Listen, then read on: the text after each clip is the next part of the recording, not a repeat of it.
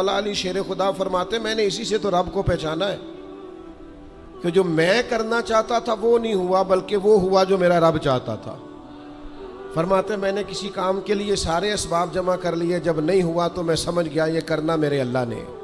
یہ تو اللہ کی بہت بڑی اس کے ہونے کی علامت ہے کہ آپ اس کی رضا پہ راضی رہیں۔ حضرت ابن وقاص رضی اللہ تعالیٰ عنہ بڑے مستجاب الدعوات تھے،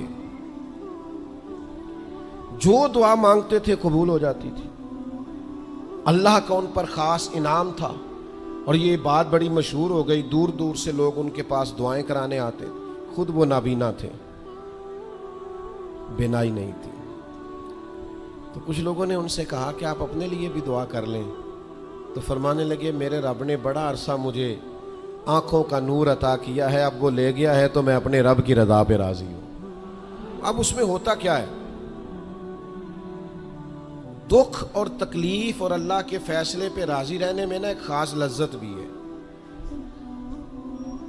صرف سکھوں کا مزہ نہیں ہوتا، دکھوں کا بھی مزہ ہوتا ہے۔ ہاں زخموں کی بھی ایک لذت ہوتی ہے۔ یہ کبھی آپ کے کوئی زخم ہو جائے اور ٹھیک ہونے کے قریب آئے تو آپ اسے چھیڑ کے دیکھیں، اس کی بھی ایک لذت، دکھوں کا بھی ایک مزہ۔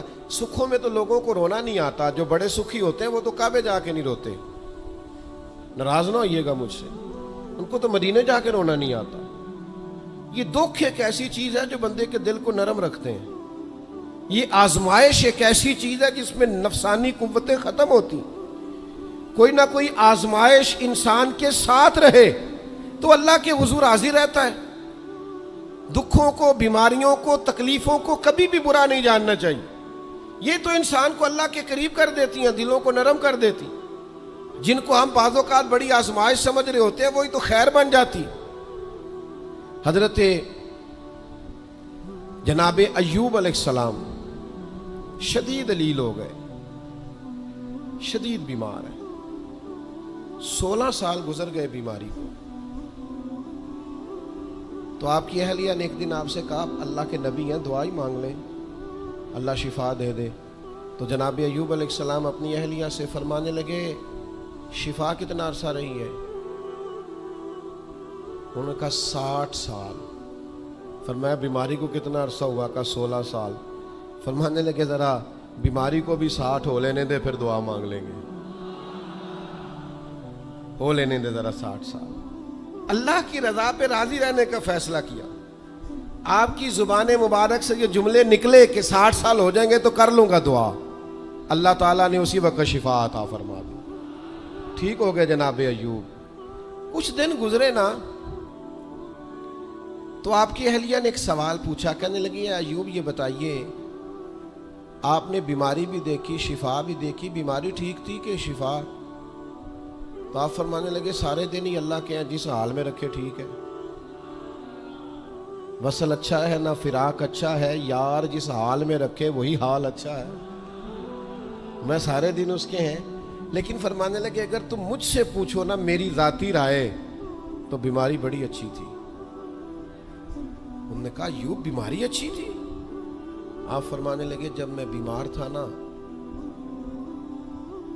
تو 24 گھنٹے میں ایک بار میرا رب میرا حال پوچھتا تھا۔ فرمایا 12 گھنٹے تو اس مزے میں گزر جاتے تھے کہ رب نے حال پوچھا ہے، اور پھر اگلے 12 گھنٹے میں انتظار کرتا تھا کہ میرا رب دوبارہ کب حال پوچھے گا۔ تو میں 24 گھنٹوں کی لذت نہیں بتا سکتا جو اس کے حال پوچھنے سے طاری ہوتی۔ تو فرمایا شفا تو مل گئی ہے پر اب وہ حال تو نہیں نہ پوچھتا۔ اب وہ میرے بھائی اس بیماری میں جو لذتیں ہیں، جو کرم نوازیاں ہیں، جو رحمتیں، ان کو بھی تو دیکھیں، اپنے کریم رب کی رضا پہ راضی تو رہے۔ آپ کو پتہ ہے دکھ کس کو کہتے ہیں؟ دکھ کی تعریف درویش یہ کرتے ہیں کہ ہماری مرضی اور ہے اور رب کا ارادہ کرم اور ہے، اس کا نام دکھ ہے۔ سکھ کیا ہے کہ ہماری بھی وہی مرضی ہے جو ہمارے رب کی مرضی ہے۔ اگر مالک کریم کا ارادہ کرم یہ ہے کہ لاکھوں کروڑوں مل جائیں تو الحمدللہ، اور اگر اس کا ارادہ کرم یہ ہے کہ ایک وقت روٹی ملے ایک وقت فاقہ ہو تو الحمدللہ۔ اللہ کے فیصلوں پر راضی رہنا۔ ڈھیر سارے لوگ دنیا میں ملتے ہیں جو کہتے ہیں جی مجھے یہ پریشانی ہے، میں سب طبیبوں حکیموں کے پاس گیا، پھر میں آستانوں درباروں مزاروں پہ بھی حاضر ہوا، اس کے بعد میں نے بڑے بڑے دانشوروں سے مشاورت کی، لیکن میرا یہ مسئلہ حل نہیں ہوتا۔ تو کیا ہوتا ہے پھر وہ انزائٹی کا، ڈپریشن کا، ٹینشن کا، ذہنی تناؤ کا شکار ہونے لگتے ہیں۔ یاد رکھیے گا کہ اگر سارے ڈاکٹروں، طبیبوں، حکیموں، دعاؤں، التجاؤں کے بعد بھی مسئلہ حل نہیں نہ ہو رہا، تو پھر معنی یہ ہے کہ رب کی رضا یہی ہے کہ جو کرم سے اس نے فیصلہ کر دیا ہم بھی اس فیصلے پہ راضی ہو جائیں۔ بے چینی اور اضطراب یہ ہے کہ اللہ کا فیصلہ کچھ اور ہے اور ہماری جد و جہد کچھ اور ہے، اس سے ذہنی اضطراب اور تناؤ پیدا ہوتا ہے، اس سے طبیعتیں بے چین اور بے قرار ہوتی۔ امام علی مقام رضی اللہ تعالیٰ عنہ کی زندگی یہ ہے، اس کو سمجھیے گا کہ جس طرح قرآن مجید نے حضرت یوسف علیہ السلام کے واقعہ کو احسن القصص کہا ہے نا، قصوں میں سے سونا قصہ، خوبصورت داستان جناب یوسف کی، اور داستان یہ ہے کہ کبھی وہ باپ کے سب سے زیادہ لاڈلے ہیں اور کبھی وہ جناب یوسف علیہ السلام کنویں کی زینت بن گئے، کبھی ان کے قریب گرم ہوا بھی نہیں آتی اور کبھی ان کے چہرے پر تماچے پڑتے ہیں۔ پھر وہ کنویں سے نکلتے ہیں تو ایک اور تکلیف سہتے ہیں کہ انہیں بازار میں بیچا جاتا ہے، پھر وہ اللہ کی فضل سے اور اس کی توفیق سے ایسی جگہ چلے جاتے ہیں جہاں انہیں شہزادہ بنا کے رکھا جاتا ہے۔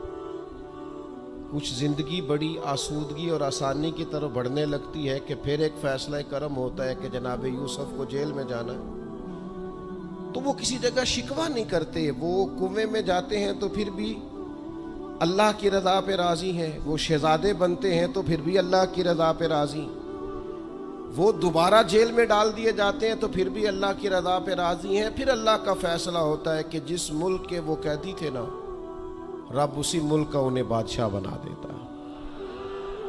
یہ انسانی زندگی کا ایک دستور ہے کہ آپ کو دکھ بھی آئیں گے، سکھ بھی آئیں گے، آزمائشیں بھی آئیں گی، تکلیفیں بھی آئیں گی، لیکن سکھوں کا معاملہ تو ہم بڑے لطف کے ساتھ اور ذائقے کے ساتھ گزارتے ہیں، دکھوں کی باری آتی ہے تو شدید اضطراب کا شکار ہو جاتے ہیں۔ بالکل یہی زندگی جناب امام حسین رضی اللہ تعالیٰ عنہ، آپ کبھی خوبصورت پہلوؤں پر غور کریں نا کہ امام علی مقام وہ ہیں کہ کبھی وہ سجدے کی حالت میں نانا کے کندھوں پہ ہیں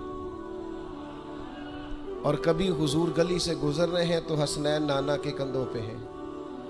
کبھی کیفیت یہ ہے جناب امام علی مقام رضی اللہ تعالیٰ عنہ کی کہ وہ اپنی والدہ کے مقدس کاشانہ نور میں خاتون جنت کی گود میں کھیل رہے ہیں، کبھی مولا علی شیر خدا رضی اللہ تعالیٰ عنہ کی مقدس باہوں میں جھول رہے ہیں۔ یہ سارے نظارے انہوں نے دیکھے، لیکن پھر وہی حسین ابن علی تھے انہوں نے کربلا کا خشک میدان بھی دیکھا، انہوں نے وہ چٹیل پہاڑ بھی دیکھے، حق کے رستے میں اپنی اولاد کا قربان ہونا بھی دیکھا۔ کسی جگہ شکوہ نہیں کرتے، بلکہ وہ کہتے ہیں جس حال میں میرا رب رکھے میں اسی حال میں راضی ہوں۔ ہمارے ہاں یہ ہوتا ہے کہ ہم سکھوں کو تو یاد ہی نہیں رکھتے، ہمیں صرف تکلیفیں یاد رہتی ہیں، صرف آزمائشوں کو یاد رکھتے ہیں، مثبت پہلوؤں کو نہیں سوچتے۔ کوئی بھی کام آپ ہوتا ہوا دیکھ لیں گھر میں، خاندان میں، قبیلے میں، تو اس کے جو خوبصورت، معنی خیز، پروقار، اچھے پہلو ان پر غور نہیں کریں گے۔ وہ ایک جگہ ایک پنچایت تھی، وہاں کسی خاتون نے شکوہ کیا کہ میرے خاوند نے مجھے یہ تکلیف دی ہے، یہ آزمائش میں مجھے مبتلا کیا ہے، یہاں سخت سست کہا ہے۔ تو ایک دانشور بزرگ بیٹھے تھے، تو لوگ کہتے ہیں کہ ان بزرگوں نے کہا بیٹا شادی کو کتنا عرصہ بیت گیا؟ تو اس نے کہا میری شادی کو 18 سال ہو گئے۔ تو اس نے کہا یہ جو تم لڑائی، فساد، جھگڑا، دنگا، پریشانی بتا رہی ہو یہ تو ایک دن کا ہے، باقی 18 سالوں کے بھی بات بتاؤ نا۔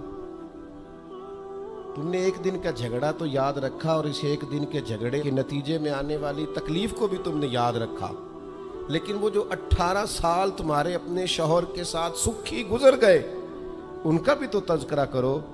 تو کچھ دیر کی خاموشی کے بعد اللہ نے اس خاتون کے دل میں ٹھنڈک پیدا کی اور وہ کہنے لگی میرے شکوے دور ہو گئے ہیں، اب میں انشاءاللہ کوشش کروں گی کبھی دوبارہ اپنے شوہر کی شکایت نہ کروں۔ اب بات کو سمجھیں، ہم اپنی زندگی کی صرف شکایتیں یعنی دکھی ہیں صرف زندگی میں، وہ دعا کرتے ہیں جی میرے گھٹنے میں درد ہے، باقی جسم ٹھیک ہے نا ماشاءاللہ سارا، اس کا شکر بھی ساتھ ادا کریں۔ دعا کریں جی آج کل کاروبار نہیں چل رہا تو اس سے پہلے ساری زندگی ٹھیک چلتا رہا ہے نا، اس کا شکر بھی ادا کر لیں۔ قرآن مجید فرقان حمید ارشاد فرماتا ہے اللہ کے بندوں کی شان یہ ہے کہ رضی اللہ عنہم ورضوا عنہ، یہ بڑا خاص پہلو ہے۔ اللہ فرماتا ہے کہ اللہ ان سے راضی ہے اور وہ بھی اپنے اللہ سے راضی ہے۔ اللہ نے انہیں جس حال میں رکھا ہے وہ بھی اللہ سے راضی ہیں۔ ذالک الفوز العظیم، اللہ فرماتا ہے یہ بڑی کامیابی ہے، اللہ بھی ان سے راضی ہے اور وہ بھی اللہ سے راضی ہیں۔ امام غزالی رحمۃ اللہ تعالی علیہ سے کسی نے پوچھا یہ بندے کا اللہ سے راضی ہونے کا کیا مطلب ہے؟ تو امام صاحب فرمانے لگے رب تو کریم ہی بڑا ہے، یتیم کے سر پہ ہاتھ پھیر دو راضی ہو جاتا ہے، وہ طوائف کتے کو پانی پلا دے تو مالک راضی ہو جاتا ہے، وہ تو مہربانی بڑا ہے، تم نے رو کے 2 آنسو بہا دیے وہ راضی ہو جاتا ہے۔ فرماتے بندے کا مسئلہ ہے، مسئلہ تو بندے کا ہے، یہ راضی ہوتا ہی نہیں، یہ ہر وقت شکوے کرتا ہے، ہر وقت شکایات کرتا ہے، ہر وقت اس کا ذہن الجھا رہتا ہے، ہر وقت کوئی نہ کوئی نئی چیز کا مطالبہ کرتا ہے۔ نبی رحمت نور مجسم شفیع معظم صلی اللہ تعالی علیہ وسلم ارشاد فرماتے ہیں تم نہ اللہ کے دیے ہوئے تھوڑے رزق سے راضی ہو جاؤ، وہ بھی تمہاری تھوڑی عبادت سے راضی ہو جائے گا۔ لیکن ہمارا حال یہ ہے کہ ہمیں سب کچھ چاہیے اور نتیجے میں اگر کوئی خدمت کرنی پڑے، کوئی ڈیوٹی کرنی پڑے، کوئی کام کرنا پڑے تو اس کے لیے ہم تیار نہیں ہوتے۔ عزیز بھائیوں سمجھیے گا، غور فرمائیے گا، توجہ کیجیے گا اس بات پر کہ ہمیں ہر حال میں اپنے رب سے راضی رہنا۔ آزمائش آ جاتی ہے، دکھ آ جاتے ہیں، محنت پوری کریں، جد و جہد پوری کریں، جو کام آپ کرنے جا رہے ہیں اس کے لیے جتنے ضروری اسباب ہیں وہ جمع سارے کریں، لیکن نتیجہ اللہ پہ چھوڑ دیں، رزلٹ اپنی مرضی کا نہ مانگیں۔ یہ عقیدہ توحید یہ ہے کہ نتیجہ جو رب ہمارے لیے نکالے وہ نتیجہ ہمیں قبول ہونا چاہیے۔ درویش نے ایک جملے میں بات ختم کر دی، وہ کہتے ہیں دکھ قبول محمد بخشا، بس راضی رہن پیارے۔ اگر پیارے راضی ہیں دکھ دینے میں تو پھر ہمیں یہ دکھ قبول ہے اور کئی دفعہ قبول ہے۔ تو اپنی طبیعت کے اندر یہ مقام تسلیم و رضا لائیں، ہر وقت اپنے رب سے راضی رہے۔ صحیح مسلم شریف میں حضرت عمر فاروق رضی اللہ تعالیٰ عنہ کا ایک جملہ بڑا خوبصورت ہے اور حضور اس کو سن کے بڑے راضی ہوئے، صحیح مسلم میں موجود ہے۔ حضرت عمر نے ایک موقع پر جب سرور کائنات علیہ السلام کو تھوڑا ناراض دیکھا، حضور کے چہرے پر کچھ آثار ناراضگی دیکھے، تو جناب عمر نے ایک جملہ کہا تھا جو بڑا حسین ہے اور کتب احادیث میں چمکتا ہے۔ حضرت عمر نے وہ بات کہی تو حضور کی ناراضگی خوشی میں بدل گئی۔ نبی پاک علیہ السلام کے چہرے پر جو آثار ناراضگی تھے وہ خوشی کے تصورات میں بدل گئے۔ حضرت عمر عرض کرنے لگے رضیت باللہ ربا وبالاسلام دینا وبسیدنا ومولانا محمد نبی ورسولا۔ حضرت عمر نے حضور کو ناراض دیکھا تو کہنے لگے یا رسول اللہ، ہم اللہ کے رب ہونے پہ راضی ہیں، اسلام کے دین ہونے پہ راضی ہیں، اور اللہ نے آپ کو ہمارا نبی اور رسول بنایا، ہم اس بات پر بڑے راضی ہیں۔ ہم راضی ہیں کہ اللہ ہمارا رب ہے، اسلام ہمارا دین ہے، اور محمد صلی اللہ علیہ وسلم ہمارے نبی اور رسول ہیں، بڑے راضی ہیں۔ بس یہ رضا والا جملہ کہا تو اللہ کے رسول خوش ہو گئے۔ تو اللہ سے راضی رہیں، آپ کے تصورات میں شکوے پیدا نہ ہو، شکایتیں نہ ہو، الجھے نہیں۔ اور بہت سارے لوگ ایسے ہیں جن کا خیال ہے میری بڑی شان ہے تو میرے اوپر مشکلات کیوں آتی ہیں۔ دوست اکثر کہتے ہیں جی میں صدقہ بھی دیتا ہوں، نمازیں بھی پڑھتا ہوں، دل किसी का न दुखे, इसके लिए भी पूरी कोशिश करता हूँ। मेरा ज़िंदगी का मिजाज ये है कि मैं कोशिश करता हूँ कि किसी को मेरे लहजे से, अंदाज से, उठने बैठने से अजियत न पहुँचे, लेकिन फिर भी मुझे मसाइब आते हैं। हम उन्हें कहते हैं आप इबादत करें, मेहरबानी फरमाएं, तजारत तो ना करें। आपकी राय ये है कि मैंने सदका दे दिया, मुसीबत कोई ना आए, मैंने नमाज पढ़ ली, मुशक्क़त कोई ना आए। तो कानून कुदरत ये है कि हुजूर अलैहिस्सलातु सलाम फरमाते हैं सबसे ज़्यादा तकलीफ़ें आती अंबिया पे हैं, और हुजूर फरमाते हैं मैं अल्लाह का लाडला महबूब हूँ, मेरे ऊपर सबसे ज़्यादा तकलीफ़ें आई। ये आप अल्लाह की रज़ा पे राज़ी रह के तो देखें, आपके मिजाज में कमाल बुर्दबारी पैदा हो जाए, एक ठहराव आए। ये दोस्त इंतज़ामात कर रहे होते हैं ना प्रोग्रामों के, इज्तिमात के, महफिल के, तो मैं एक ही बात सबसे करता हूँ, मैं कहता हूँ आपने ना बुर्दबार रहना है, आपने तहम्मुल से रहना है। हम देहाती लोग हैं, तो हमारे यहाँ शादियाँ होती थी ना, तो शादियों पे रिश्तेदार इकट्ठे होते थे, तो सिर्फ ये फिक्र नहीं होती थी कि खाना पूरा हो जाए, सिर्फ इतनी फिक्र नहीं होती थी कि इनके सोने का इंतज़ाम हो जाए, एक फ़िक्र और भी होती थी कि बंदे बड़े इकट्ठे हुए हैं, सारे बरादरी इकट्ठी हुई है, कितने लड़ ना पैन आपस में। हमारे यहाँ ना चढ़ाने वाले ज़्यादा ख़तरनाक नहीं होते, चिढ़ने वाले ज़्यादा ख़तरनाक होते हैं। जो ज़रा सी बात पे गुस्से में आ जाएं, ज़रा सी बात पे चिढ़ जाएं, कहीं सुकून ही नहीं, ठहराव ही नहीं ज़िंदगी में।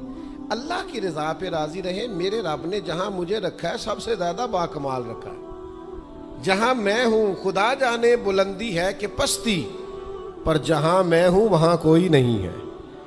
आप अपने रब की रज़ा पे राज़ी रहें कि मेरी जहाँ ड्यूटी है, क्या ही बात है, मेरी जहाँ ड्यूटी, हज़रत सिद्दीक़ अकबर को अमीरुल मोमिनीन बनाया गया, लेकिन जनाब बिलाल हबशी के पास मदीने वाले महबूब के मेहमानों की जिम्मेदारियाँ थी, मस्जिद नबवी की कुंजियाँ थीं। कमाल उनका भी बड़ा है और कमाल बिलाल हबशी का भी बड़ा है, हालांकि वो तो मस्जिद में झाड़ू देते थे, खिदमत करते थे। तो आप अल्लाह की रज़ा पे राज़ी रहें, जहाँ रब ने आपको रखा है, जिस मकाम पे रखा है, वहाँ आप राज़ी रहें। आपको इत्मीनान महसूस होगा, आप सुकून में आ जाएं, दिल में ठंडक महसूस करेंगे, परेशानियों से निकलेंगे। ये हदीस देखिए, इमाम गज़ाली ने लिखी है, नबी पाक सल्लल्लाहु ताला अलैहि वसल्लम के पास ना सहाबा की एक जमात आई। उन्होंने अर्ज़ की, या रसूल अल्लाह सल्लल्लाहु अलैहि वसल्लम, हम ईमानदार हैं। तो हुजूर ने फरमाया, तुम्हारे ईमान की निशानी क्या है? तुम साहिब ईमान हो तो दलील क्या है? उन्होंने अर्ज़ की, या रसूल अल्लाह, ये ज़रा दलील सुनना। अर्ज़ करने लगे, या रसूल अल्लाह, मुसीबत आए तो सब्र करते हैं, नेमत मिले तो शुक्र करते हैं, और या रसूल अल्लाह, रब जो फैसले कर दे हम उस पर राज़ी रहते हैं। हुजूर फरमाने लगे, काबे के रब की कसम, तो वाकई ईमानदार लोग हो। अगर तुम अल्लाह के फैसलों पे राज़ी हो, अगर तुम नेमतों पे शाकिर हो, मसाइब पर साबिर हो, तो तुम वाकई मोमिन हो। तो ये याद रखें अच्छी तरीके से कि हमेशा अपने आप को अपने रब के फैसलों पे राज़ी रखें। हमेशा कोशिश करें कि मुकद्दर से शिकवा न करें, तकदीर से शिकायत ना करें। जो हमें नहीं मिला उसके बारे में अपनी तबीयत के अंदर तड़प और तलब ना पैदा करें। बस जो फैसला रब ने कर दिया उस फैसले पर हमेशा राज़ी रहें। ये करके देखें।